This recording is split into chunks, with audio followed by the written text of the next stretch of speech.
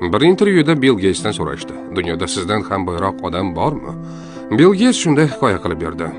Men hali boy ham, mashhur ham emas edim. Nyu-York aeroportida gazeta sotib olmoqchi bo'ldim, lekin yonimda pul yo'q edi. Gazeta sotuvchisi menga gazetani bepul berdi.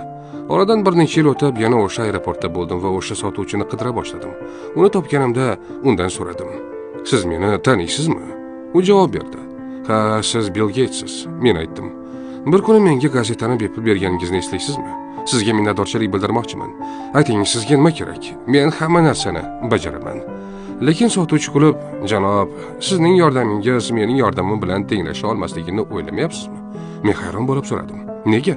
U javob berdi: "Men sizga yordam berganimda oddiy gazeta sotuvchi edim. Siz esa menga endi dunyoning eng boy odami bo'lganingizdan keyin yordam bermoqchisiz." O'sha kuni men tushundim. Bu gazeta sotuvchisi mendan boyroq edi, chunki u boyib ketishini kutmasdan boshqalarga yordam berishni